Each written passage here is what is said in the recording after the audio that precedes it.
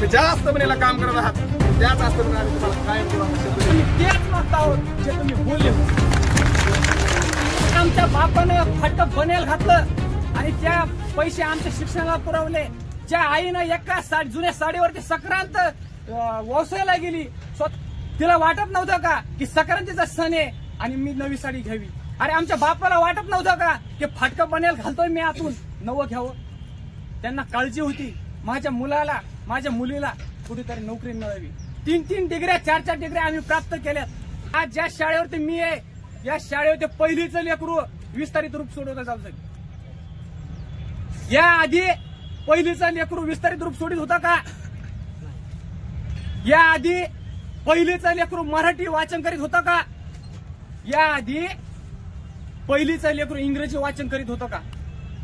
आणि हे जर तुम्हाला खोटं वाटत असेल मंत्री महोदय तर आमच्या शाळेवरती तुमच्या पथक पाठवा आणि त्या लेकरांची चाचणी घ्या. आज माझ्या शाळेवरती पहिलीचं लेकरू विस्तारित रूप सोडत आहे, इंग्रजी वाचत आहे, मराठी वाचत आहे. आमची रास्त मागणी आहे आमचा कार्यकाळ वाढवून द्या.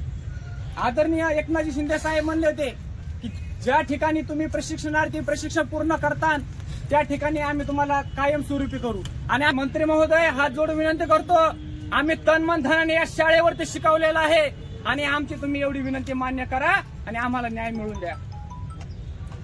सर्वांना सांगतोय मी, ज्या पद्धतीनं आपण तन मन धनाने त्या शाळेवरती काम केलंय सगळ्यांना अनुभव आहे.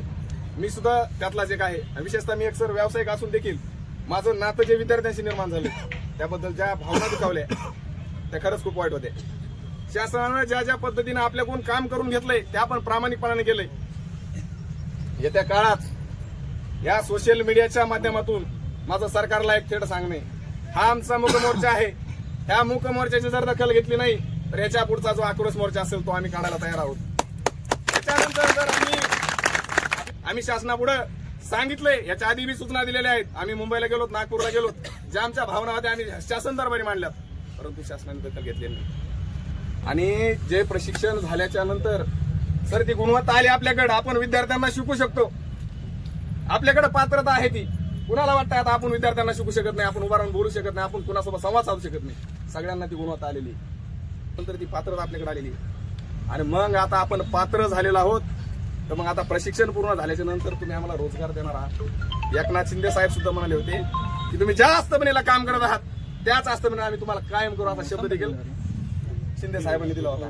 मग शिंदे साहेब अजितदादा असतील तेव्हा असतील, आमचं कारण तुमच्यापर्यंत आलेलं नाही, आमच्या भावना तुमच्यापर्यंत आले का नाही. मला तर वाटतं हे शासन असा डावपेच खेळतंय आपल्यासोबत की तू रडायचे नाटकं कर, मी मारायचे नाटकं करतो. असं यार माझ्या मते या शासनाचं चाललंय. ज्या